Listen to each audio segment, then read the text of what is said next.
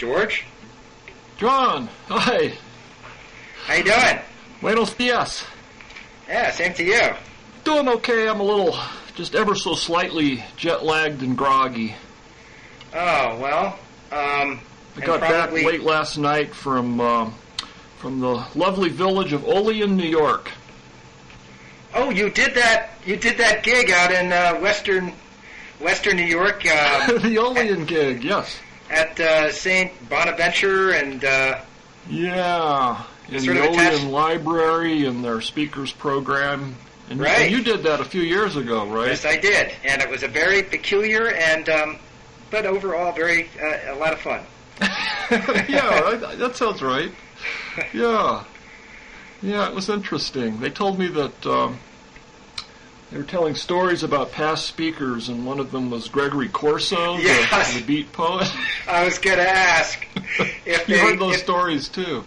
Yeah, how he said in the middle of his talk or at some point in the library that what he'd always wanted to do was have sex with, although he put it in... cruder terms. Yes, with a librarian. And yeah. there's this sort of shy, classic... sort of shy female librarian at the back of the room. Yeah, like Audrey Hepburn with glasses working in the bookstore. Right. Yeah, and I guess he chased her out of the auditorium. And I forget if they actually consummated the relationship. Yeah, the version I heard was that she later came back in and they asked him, after he followed her out or whatever it was, and she said, "No, I turned him down." Yeah, sure. And then I guess the next day, there was a woman who was volunteering to drive him back to Buffalo, New York, which is where the airport is, and she wouldn't let him drink vodka in the car, or drink anything, alcoholic. But he insisted on drinking, so she'd keep pulling over, and he'd have to get out of the car and take a slug of the bottle and get back in. Those beat poets. Yeah, the remnants of the beat. I used to really... I met Corso once when I worked in Minneapolis for the Minneapolis Star, and I was writing a profile of him because he was there to give a talk. Uh-huh. Yeah, I remember he said, I just met him, and it was at the Walker Art Center, I think it was, and met him in an office there, and it happened to be my birthday, so first thing I said was, "Hi, it's my birthday," and he really liked that. And, well, he seemed like a jolly guy. I remember there was huge snow outside, and I learned a word from him that I had never seen or heard before. It's Autochthonous. Aucthonous.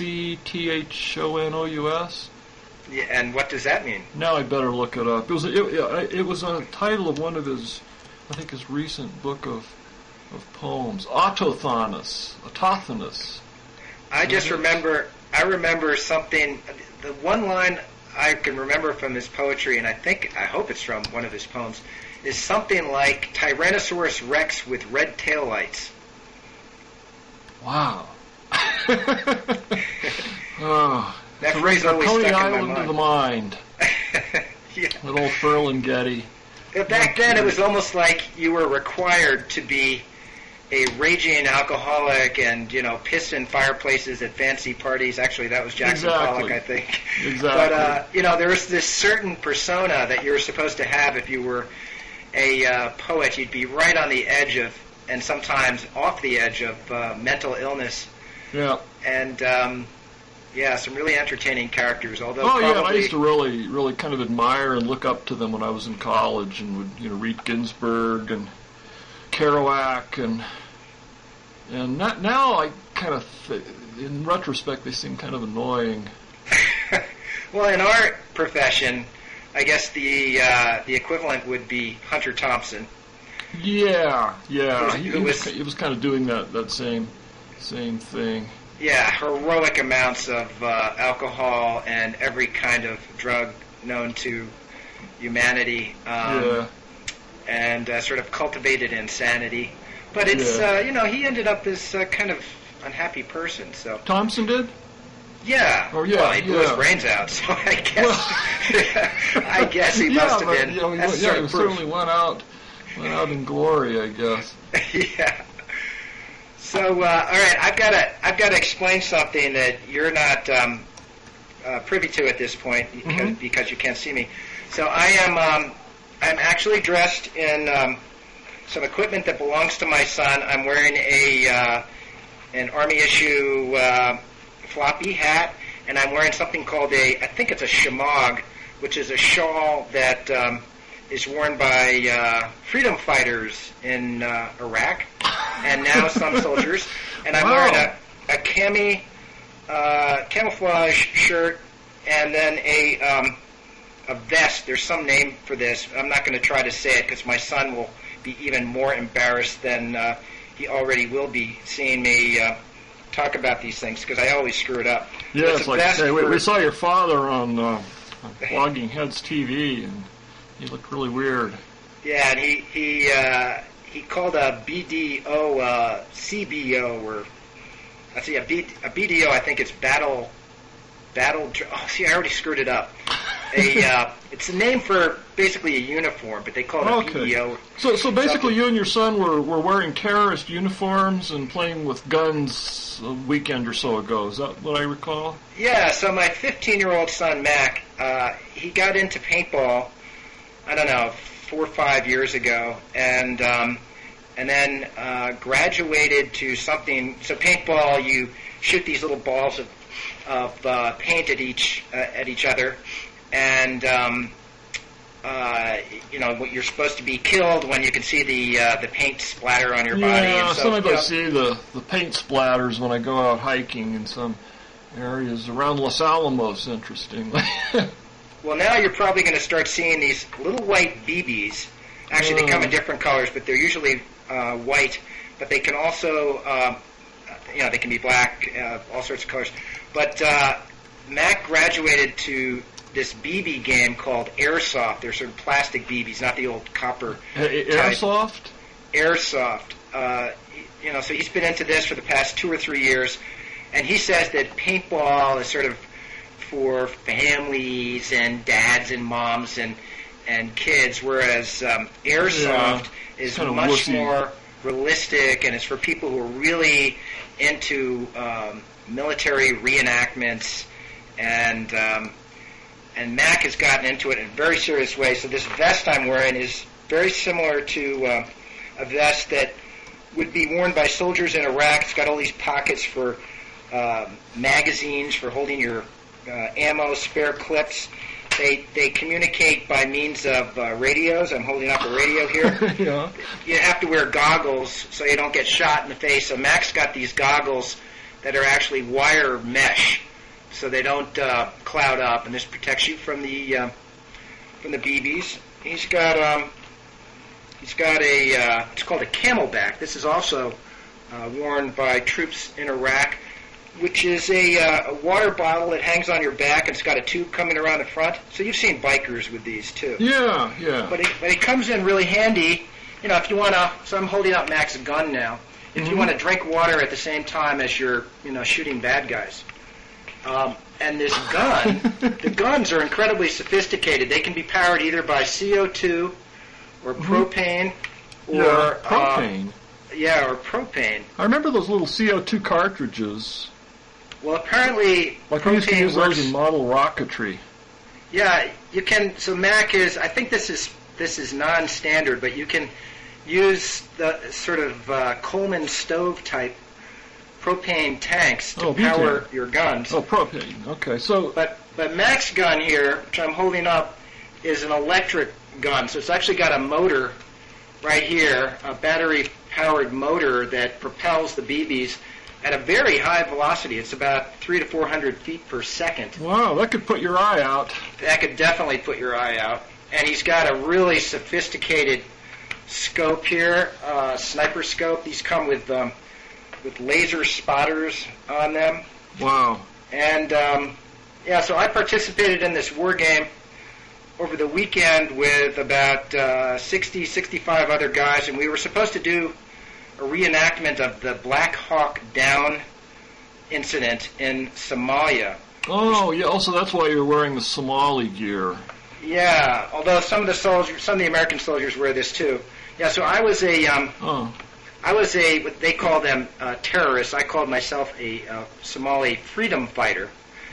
And yeah, it's all in the semantics. Right.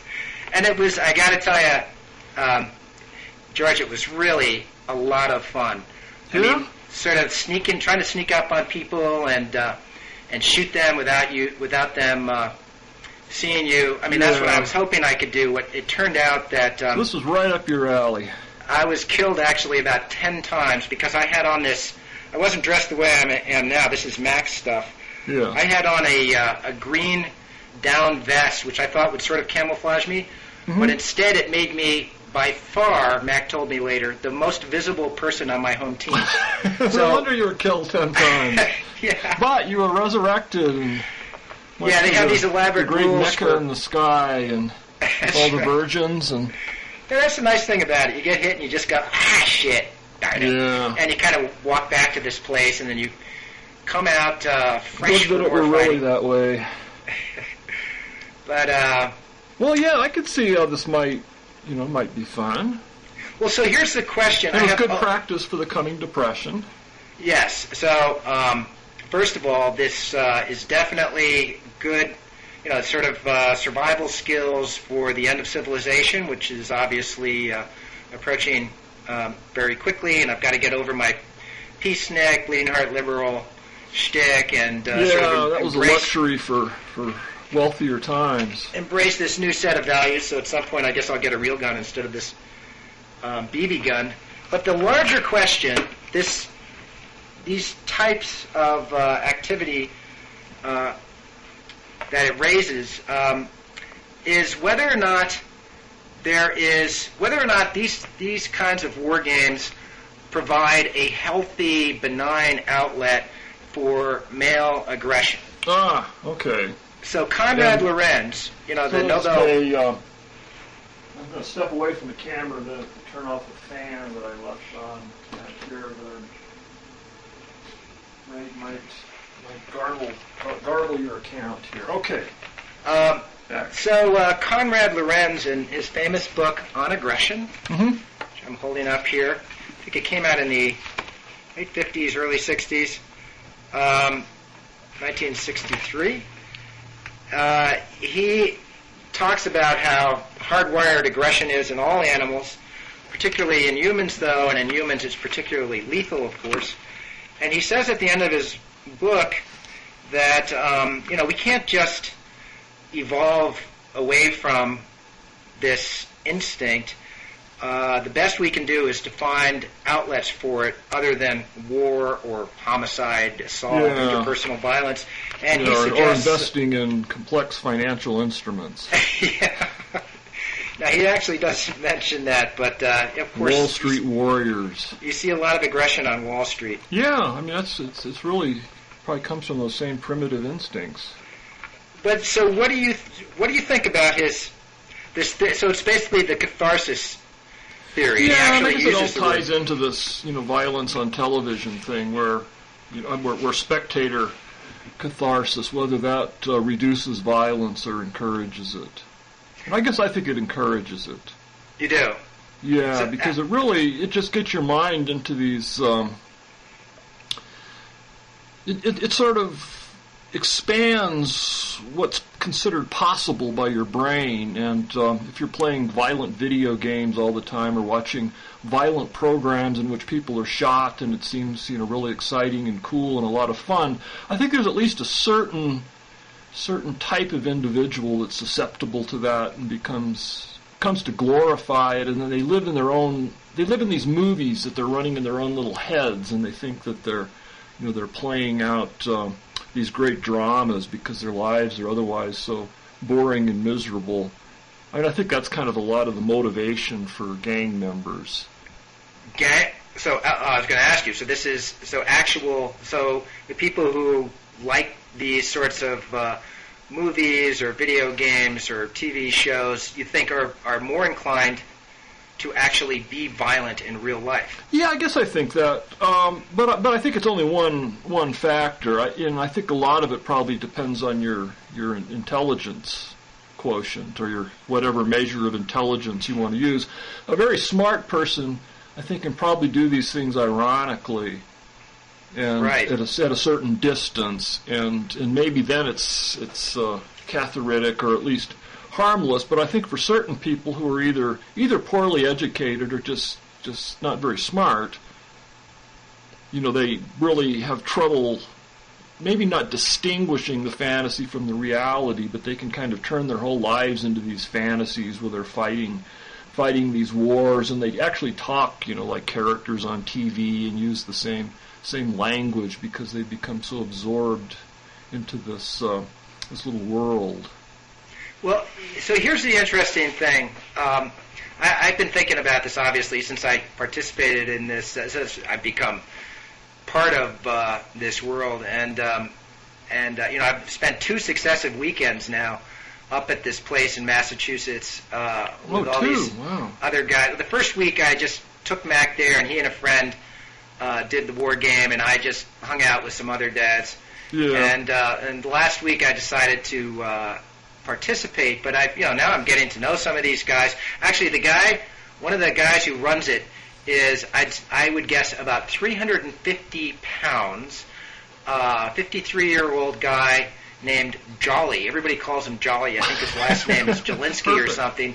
And he wears camouflage. He doesn't actually go out and fight. He's sort of the referee.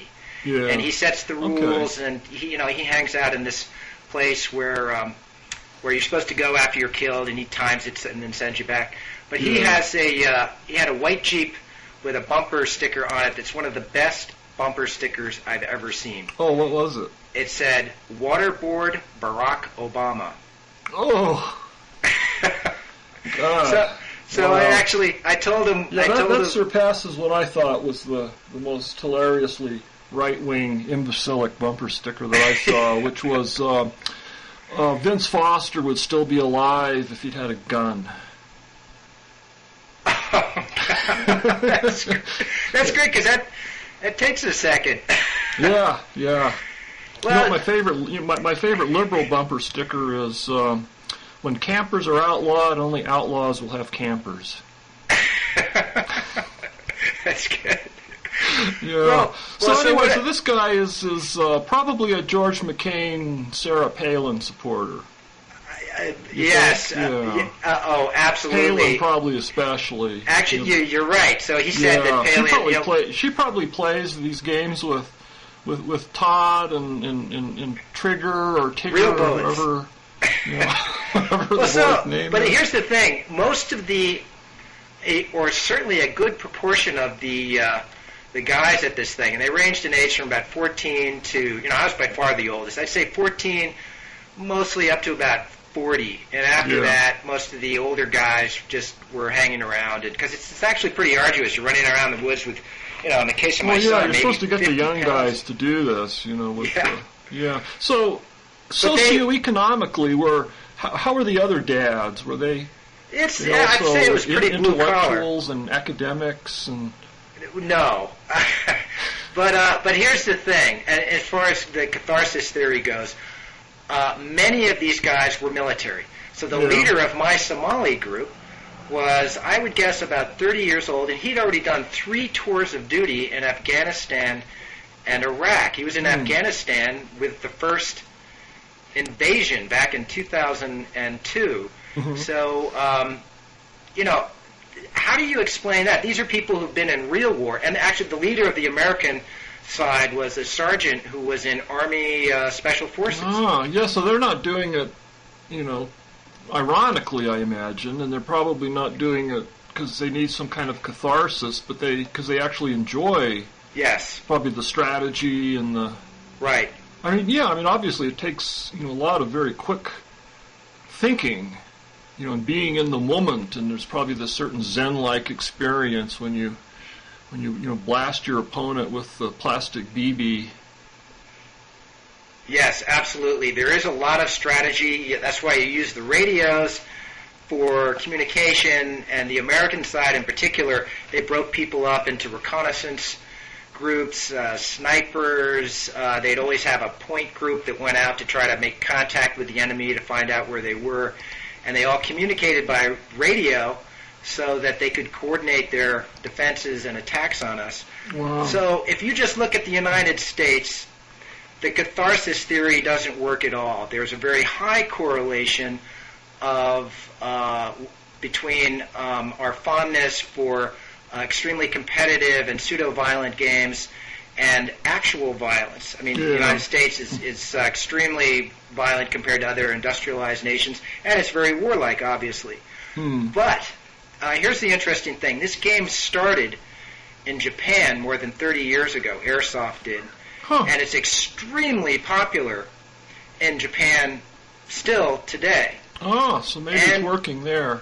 And so if you just looked at Japan, the catharsis theory would look much more plausible. I mean, it's still just a reverse correlation, and establishing causation might be difficult because Japan is basically it has had pacifism forced upon it. Right. You're not allowed to own guns there, and of course they scarcely have any armed services at all. And so this is a way for Japanese men to indulge their fantasies. Yeah. So I think this just shows, it's typical of social science. You can prove virtually any principle depending on the society or group that you examine. Yeah, and there's just, there's just so many variables. I mean, it serves different purposes for different people, I imagine. But it does seem to tap into this, I'm going to use the word in a sentence, it taps into this autochthonic sort of impulse for, violence and competition and aggression. Nice. Autochthonous. I would autochthonic. Autochthonic. It's so you should look it up because the first time you look at the word, there's this huge, giant glob of a huge giant glob of consonants in the middle. A-U-T-O-C-H-T-H-O-N. Yeah. Autochthonic.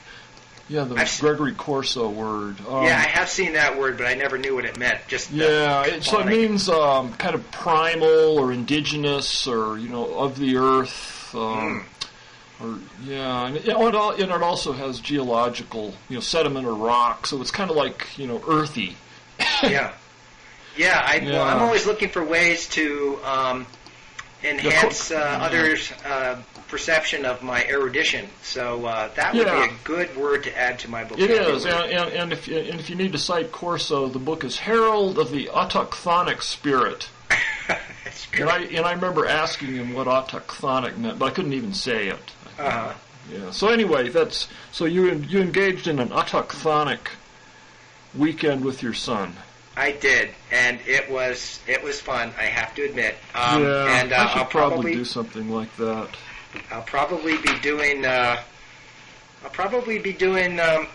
of it. I need an escapist fantasy at this point because everything I feel is crashing down around me. So. Well, it's also training for when you have to defend your vegetable garden.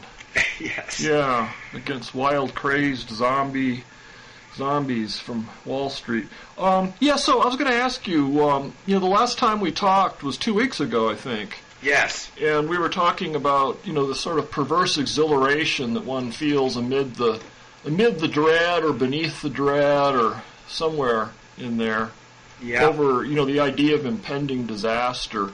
And I was looking back just out of curiosity, and on the day we talked, the Dow opened, looks like at about 11,300. And of course, everyone was just really depressed because it was so low. Those halcyon days. And then it plunged all the way down to 10,400 and something.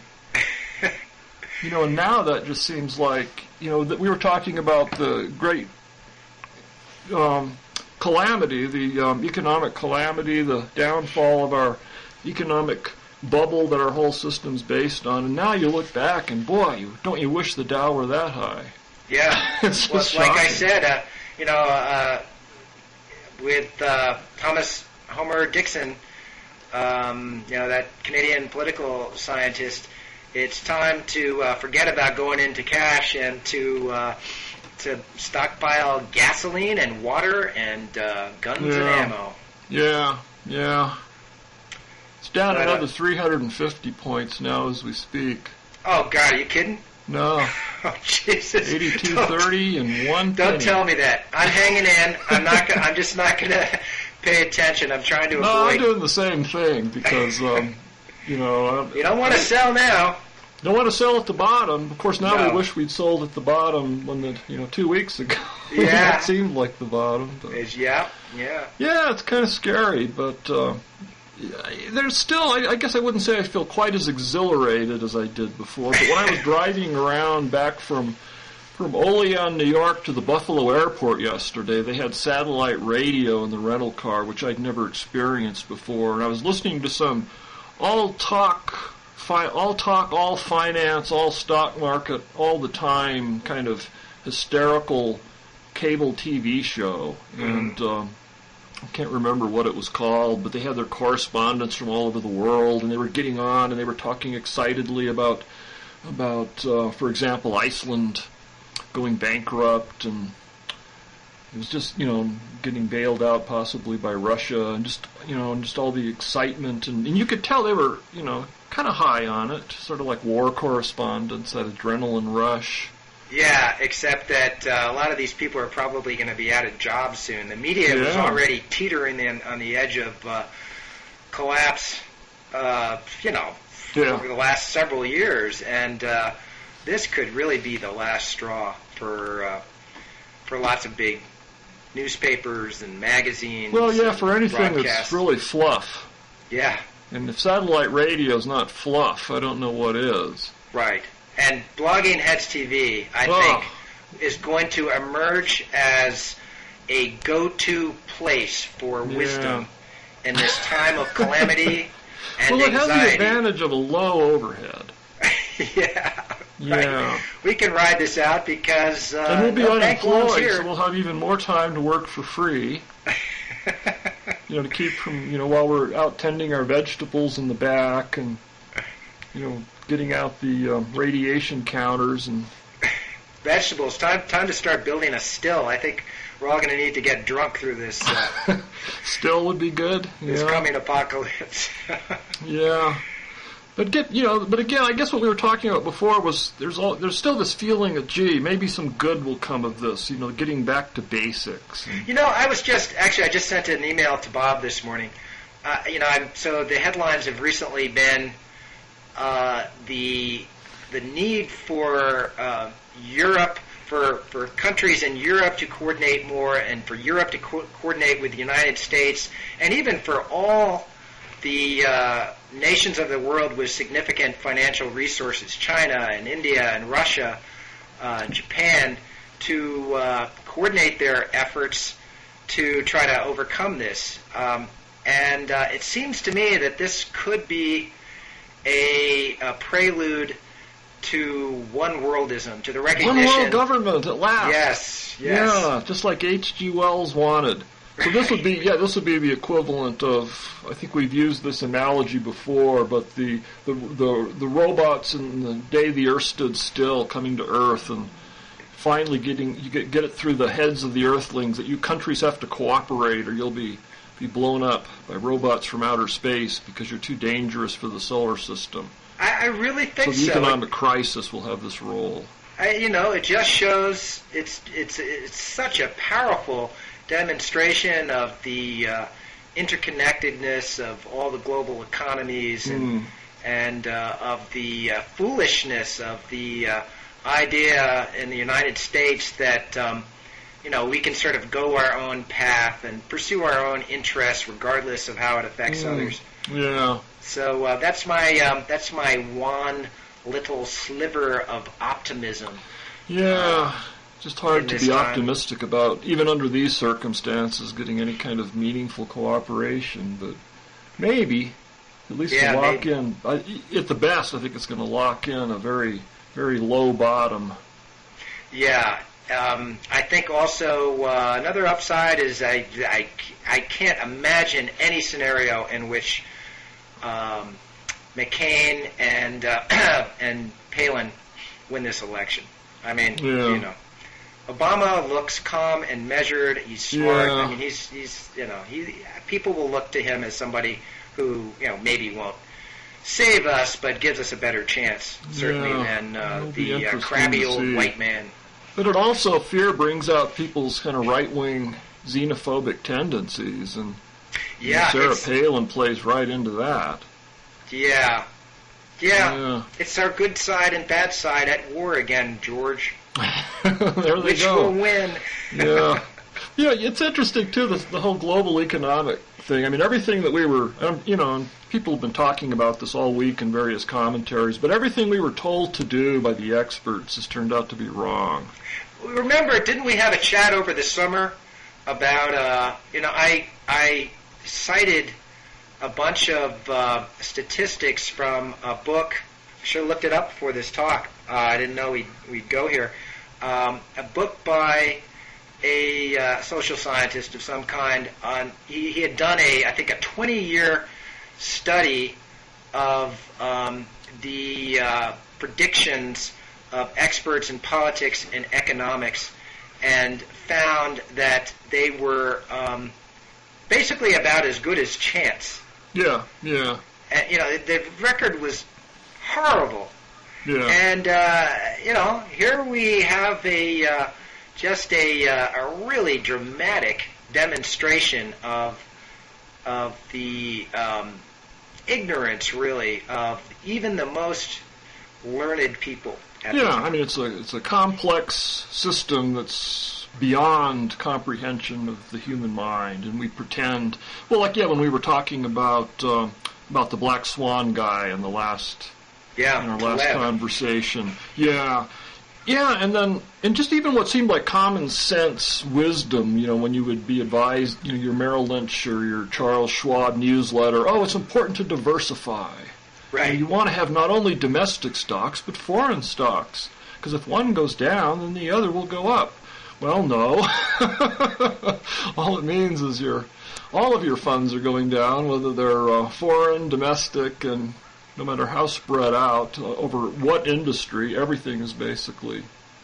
Well, and of course, then there's the when it comes to the advice you get from people in the financial industry, it's affected by what's it called, the vendor bias, or there's a term for the simplest explanation, or the simplest example of it is the advice that you get from your car mechanic. Yeah. So your car mechanic says, darn it, looks like you need a new transmission. And the problem is that he has a very strong financial motive for giving you certain kinds of diagnoses. Oh, well, yeah, right. And your stockbroker makes money whenever you sell a stock. Right. Buy a stock or sell a stock or move from this fund to that fund. Yeah. Yeah. Well, and the other thing, the whole, the invest for the long term. Right. That's what I've always believed, but, really, what bullshit. Right. I mean, the best thing in retrospect would have been to, if you thought a stock was going somewhere, to buy it, keep a close eye on it, and if you got up like 20% or something where you were doing better than you could do, far better in a bank account, sell it. Yeah. Cash the profit, and if you were, if it was going down, the hell with it, cut it loose. So until about 2 weeks ago, I believed I was doing the right thing by going for the long term. Like I hung on to my Apple stock that I bought. I still got Apple and Amazon. I bought Apple at with the splits. I bought Apple at the equivalent of just a few bucks a share in the early '90s, and then it had gone up more than 100. About 100 times what I paid for it. Wow. Between 75 and 100 times. Yeah, and then now it's dropped to half its value. Yeah. But, come to think of it, it's still worth a hell of a lot more than I paid for it. Well, see, there you go, George. Yeah. There's always an upside. Yeah, I've got to somewhere. Yeah, I've got to bite the bullet here. The long term is right. Got to go for the long term and just hope that the long term doesn't last longer than I do. Hey, so what are we doing talking about the economy here? We're not economics people. We're science people. Yeah, but we know as much or as little as any other schmuck out there. That's the whole point. You saw that article in the Times about Greenspan? I saw it. I didn't read it. Yeah, it's one of that great series called The Reckoning. They're doing about, how we got into this mess. It's just wonderful reporting. But anyway, it starts with an epigraph, which is a quote from Alan Greenspan in 2004. It says, quote, "Not only have individual financial institutions become less vulnerable to shocks from underlying risk factors, but also the financial system as a whole has become more resilient." And the reason was because of derivatives. Yeah, well, there's another expert for you. And he's still defending that. He's saying that people just misuse the derivatives. Yeah, or they just, you could always just say it's all panic. Yeah. On the other hand, George Soros years ago called derivatives financial time bombs, I think. Or no, I guess that was Felix Rohatyn called them potential hydrogen bombs. And then, Buffett and Soros, and they all had these they basically said this is just way too risky. But Greenspan really believed in them.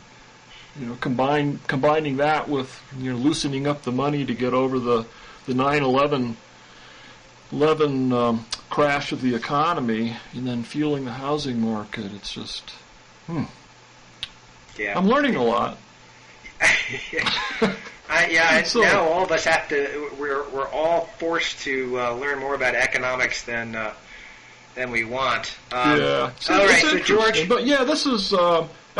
Just amid all this, it was hard to pay attention to the fact that we're in the middle of the Nobel Prizes. This wonderful thing where people were rewarded handsomely for purely intellectual endeavors, and sometimes intellectual endeavors that have important benefits to humankind, and not people that are just rewarded for playing with all of our money so they can, buy country houses in Maine. So let's celebrate the Nobel Prizes. Okay, but there's going to be a downside coming up, George. Well, first let's talk about a really good one. Okay. I know what you're getting Physics? at. Physics? I like the physics one. Yeah. It was given for basically discovering something called broken symmetry or hidden symmetry. And it was just so great. I was listening to an NPR morning edition report driving on my way to the airport to go to New York this week, and I was just listening to them. The press release had just come out, and they were kind of trying to say what this was about, and it hadn't been turned over to their really good science reporters yet. But broken symmetry, it's just such an interesting idea, and the metaphor that I always think of is like if you pick up a quartz crystal or a piece of galena or pyrite, fool's gold, and it's very geometric, and you can see it's made of little cubes or little tetrahedrons or something, and yet the symmetry is flawed. It's just kind of coming out at weird angles, and there'll be something that looks like this perfect geometric cube, and then you look closer and you see there's all these little flaws in it and this broken edge, and this always seemed to me like kind of a nice macroscopic manifestation of the idea of broken symmetry. So that basically deep down the universe is symmetrical and mathematical, but in kind of coming to fruition, this harmony becomes sort of flawed, and you have to work to recover it from the effects of randomness. Yeah, and I guess one of the great storylines in physics over the last, 50, 60 years is that reality is thought to have begun in a perfectly symmetrical state with a single force. Single force, single particle, it was one. Yeah, and then somehow, so you almost, I envision this kind of multifaceted, perfect jewel that you can spin in all directions, and it doesn't change. It's still essentially the same, and then somehow it goes through these different phase changes or just shatters, but then it continues to shatter in different ways. The universe cools and it shatters into the 4 different forces. Yeah, and all so weird and different. Actually, this is a very Gnostic idea. It's sort of the Jewish mysticism, the Kabbalah, also has this idea of reality originally being this sort of perfectly symmetrical divine force that then is somehow, something goes wrong and it's shattered somehow. Yeah, the demiurge screws things up. And and that it's it's the fall from the Garden of Eden. Yeah. It was just all tied in with that mindset where it was perfect, beautiful, mathematical, symmetrical, and then as the things cool down, these different forces split off, and they're weirdly different. So you have light, which is carried by photons, which have no rest mass, and so these massless particles that since they're massless particles, as a result, that's the highest possible speed of signaling. And then you have something like the weak nuclear force that causes nuclear decay, or the engine of nuclear decay, and then that's mediated by these really fat versions of the electron that have all this mass, the W and the Z bosons, I think they call them. Oh, so it's like this broken symmetry, and if you could go back and rewind the clock, there would just be these wonderful, pure, beautiful photons, and then you have the gluons for the strong force, but yeah, just that same idea that if you look deep enough, you can find the hidden harmony. But and also there's the idea, so now we've got string theory, which appeals to the existence of these hypothetical higher dimensions. And the way that I understand, string theory is so obscure, but the way I've tried to understand the significance of these higher dimensions is that, if you think of us living on Earth, we're basically living in a two-dimensional world, and we don't see the symmetry of the Earth. But then when we rise into space, we can see that the Earth is this sphere, which is a perfectly symmetrical object. So you rotate the sphere, and it basically doesn't change.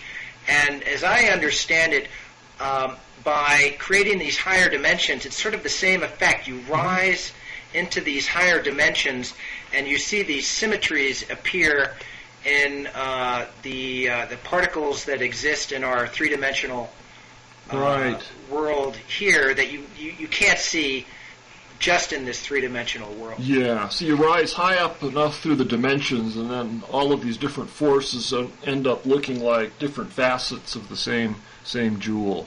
It's a wonderful idea. It's so Platonic and sort of spiritual that it makes me suspicious. I feel like George Johnson when I look at symmetry breaking, because you're always sort of implying that some of these patterns are being imposed on reality instead of actually being intrinsic to reality. And our infatuation with symmetry does make me suspicious, especially as it's being embodied now in string theory and some of these higher dimensional theories. Yeah. No, it's just fascinating. It's just such a basic question. Yeah. And it was just so wonderful to think that you could get a prize. I mean, they didn't do anything involving experiment. It was all just theory. I've been hearing about this guy Nambu for a while. He was the mentor of a so he was one of the winners. There were three winners, and he was the American-born, Japanese-American winner. Yeah, he's at the University of Chicago. Japanese. Yeah. And he apparently did his theoretical work 40, 50 years ago, a long time ago. Yeah, and he overlapped. I talked to him when I was writing my biography of Murray Gell-Mann, Strange Beauty, and there was a lot of back and forth between them in the era when they were coming up with the idea of the color force, and the gluons and basically putting together the some of the structures for the standard model of physics, which describes all the particles. And Nambu was very important in that. Well, I'm surprised. Color charge. I wonder why it took him so long to win. I don't know. It does seem like it's possible that they were kind of grasping for someone to. Right. I mean, hidden symmetry is such an old part of physics, and that was really hidden. I mean, it was embedded in the whole standard model of particle physics, which a lot of people have already gotten Nobel prizes for their different pieces. Yeah. Like Glashow and Weinberg for uniting electromagnetism and the weak force, and then David Gross and Gross, Politzer, and Wilczek for coming up, with, I guess more with the strong force and putting it all together in the standard model. I kind of forget who did which piece, but yeah, quite a bit after the fact then to, give the prize to people who came up with this very basic concept on which it all rests of hidden or broken symmetries. Better late than never. So I'm just going to mention my Scientific American colleague. It was Manasri Mukherjee. I don't know if you ever met her. She's I remember the name. Yeah, she was one of the senior editors at Scientific American. Yeah, she was. She had a PhD in physics from University of Chicago, and very, very smart. And she would talk about Nambu as this kind of Yoda-like figure, a really wise, very deep thinker. So I'm sure she's thrilled that he finally got the credit that he deserves. Yeah. Well, so how about what about the other Nobel Prizes, George? Oh, okay. Well, the only other one that really, I guess it struck everyone for the same reason was the one in, what do they call it, physiology or medicine. Yeah. And having to do with, half of it, or part of it, was awarded for discovering basically HIV, right? That was the cause of AIDS. Yes. And the fact that it didn't go, and it went to Luc Montagnier, the French scientist, and not to Robert Gallo. Right, and a colleague of his, Francois Barré-Sinoussi. Yeah. Probably mispronouncing that. Yeah, that wasn't someone I really knew. So I joined Scientific American in 1986, and one of the first articles I did was on AIDS research and what they were discovering, what they weren't discovering, the effort to create better tests and so forth, and treatments. And Robert Gallo, was the go-to guy for reporters, particularly at Scientific American then. Yeah. So I talked to him a bunch of times, doing different stories, and he was really a powerful personality. Spoke really rapid fire, as this sort of barrage of information and ideas, and he was very opinionated about other scientists and would be very candid about the deficiencies, supposedly, of other scientists. So he was actually a great source for reporters. He was a real quote machine. But then there was this whole controversy over whether he had discovered the AIDS virus first or Montagnier had. Yeah. And the two of them had this this battle back and forth and a lot of name calling, actually, especially on the part of Gallo. Montagnier is a very gracious man who's just not a street fighter, and Gallo really was a street fighter. Pretty scrappy guy. And so then the question was, who was right or wrong? And to back up a little, I remember the issue had to do with whether what Gallo had discovered in his laboratory was basically a contamination from HIV that had been isolated by the French laboratory, and that they had borrowed some of it, and it somehow had gotten mixed up with their own cultures, or right. What is that right? Well, so what happened? Details. The reason I made up this is such a complex story that I never could figure out who was right or wrong. And then there's a whole book about it, right? Yeah. So then a few years ago, I think it was 2002. There was a book written by a guy named John Crutzen, a reporter for the Chicago Tribune, who had actually done a whole series of articles for the paper back in the, I think the early 90s, accusing Gallo basically of having stolen credit for discovering the AIDS virus.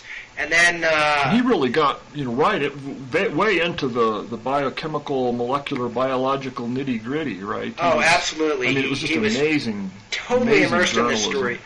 And then but there were these investigations of Gallo that all sort of ended up inconclusively. And so then Crutzen comes back in, as I said, I think 2002, but I'll link to it on the Blogging Head site, with this huge book, over 600 pages, just detailing the whole chronology in this really minute detail. And I reviewed this for the New York Times, so I was sort of forced to come to some conclusion about this. And I thought that Crewdson's book there was too much detail. And he sort of was rubbing your face in all his legwork, when instead I think he needed to pull back a little more and give you a broader picture to try to determine whether, just how culpable Gallo was. But I thought buried in there was very persuasive evidence that Gallo had, basically the story was that Gallo had announced he had discovered the AIDS virus as early as 1982, I think, but it turned out that this virus wasn't in a lot of AIDS patients. It was a very old, well-known virus. And then, meanwhile, Montagnier later announces that he has discovered this different virus that's associated with AIDS. And so Gallo starts denigrating, but he says, "Why don't you send it to me? I'll take a look." Oh. And so then Gallo says, "It's not it. This isn't it. The French virus is, some other virus." But Gallo later announces that he has found a new virus that's a variant of the first one that he had announced, and this is the real AIDS virus. And then other people started looking at it, and they said, wait a minute, this is the same as the French virus. Because by this time, they could do these genetic analyses and determine the AIDS virus would mutate so rapidly that if you had genetically identical viruses, that meant that they probably even came from the same patient. And so then Gallo finally admitted, okay, this is the same as the French virus, but then he somehow implied that the French had stolen it from him. Oh. I mean, it really got very convoluted, but I thought that overall the book really made the case that that Gallo, maybe partly through incompetence and partly through this insane competitiveness, he took credit for something that wasn't his. And then there was a later scandal and competition over the blood test. So Montagnier developed a blood test that was more effective than one that was developed by Gallo, but Gallo used the weight of the federal government to exclude Montagnier's test from the United States, and there was money at stake, of course. And Gallo's test wasn't as good as Montagnier's, so according to Crewdson, there were people who actually died and were infected by the AIDS virus because they got blood transfusions from blood that had been screened by the flawed U.S. test and the AIDS virus had gotten through the test undetected. Yeah. So really, it was, the book comes down on Gallo and says that he was really bad for science, he was bad for medicine, and it's, it's just a case of scientific competition being incredibly destructive. So I think it's a great thing that Gallo was excluded from this Nobel Prize. Yeah, and it was a real surprise, too, because, in the past, haven't the scientific community, or that part of the scientific community, kind of, whatever they were saying privately, they kind of closed ranks and just sort of agreed to say, well, let's give them both credit. And this is the weird thing. Was it the Lasker Prize?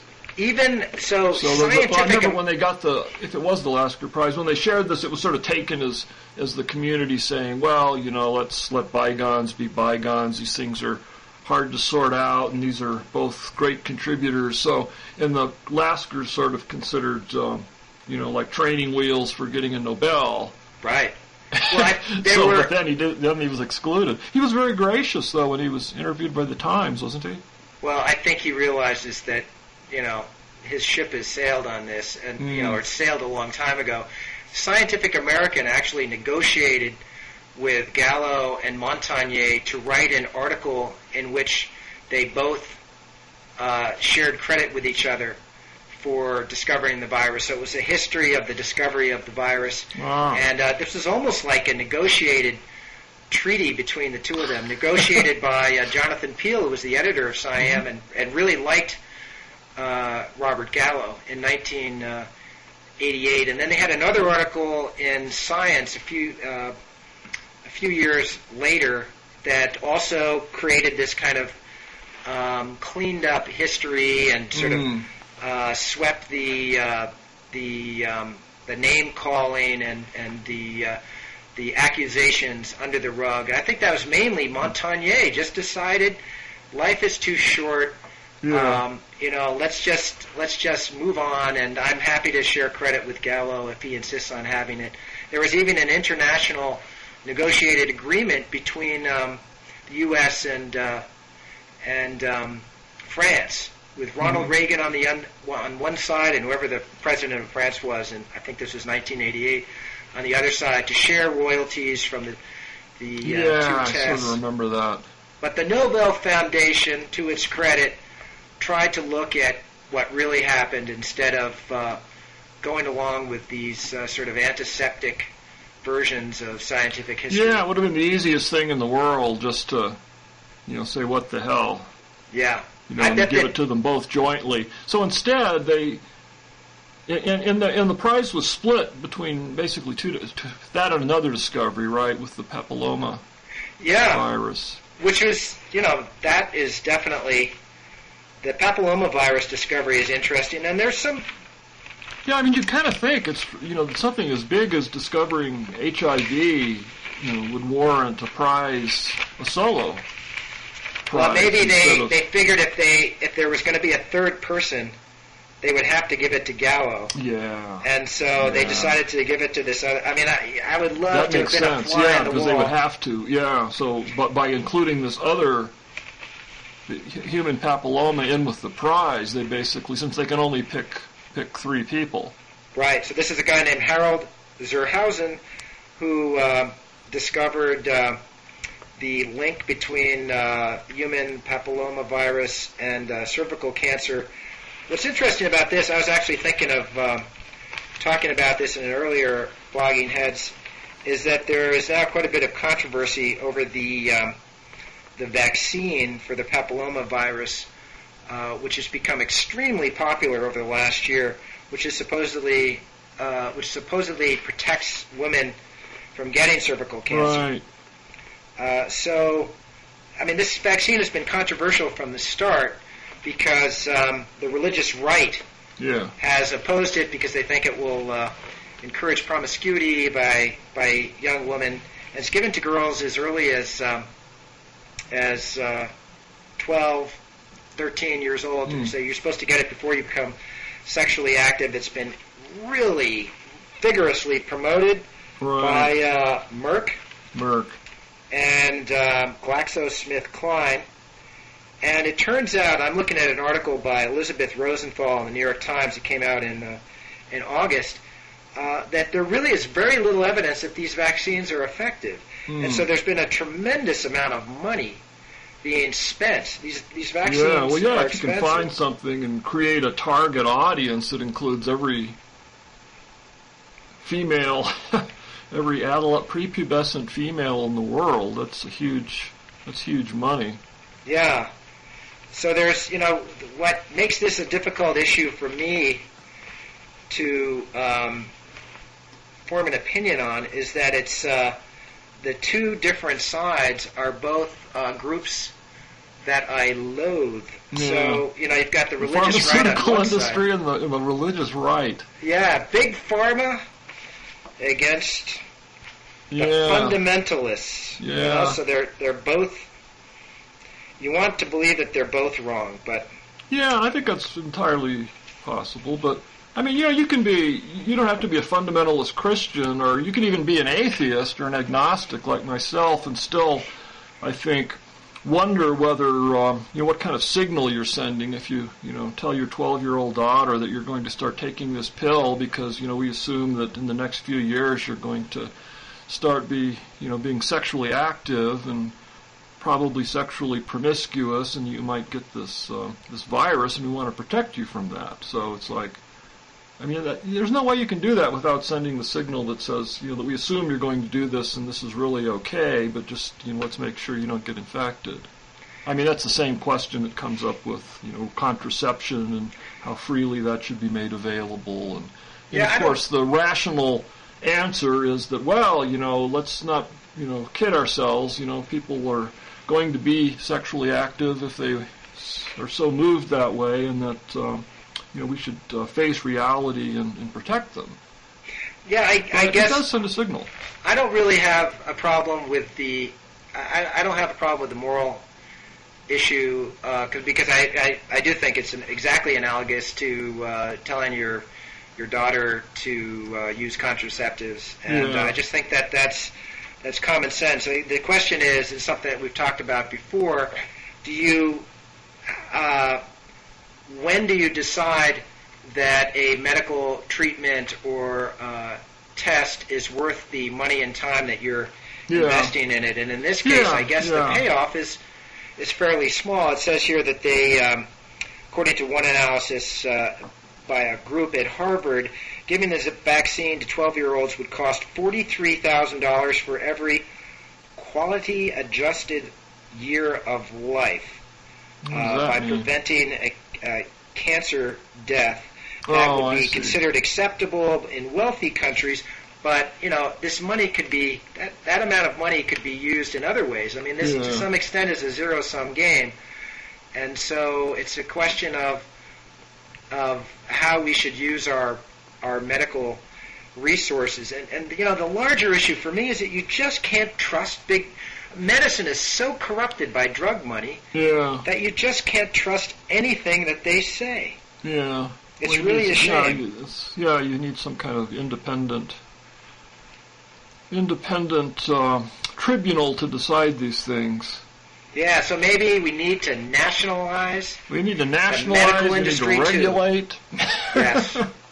A free market. This thing about isn't going to do it. I'm just kind of puzzling over I'm not sure what I believe about this, but whether what kind of signal it sends to say here's this vaccine because we assume this is what you're going to do, and it seems like the issue is tied in with what we were talking about earlier as far as whether violent TV shows and movies and video games or maybe playing war games like this contribute to violence or not. And still, I just have this suspicion, I guess, that anything like this, we create the culture in which we live, and by making decisions like this, you're actually changing the reality, in which people think and live, and sort of opening up these new spaces of possibility.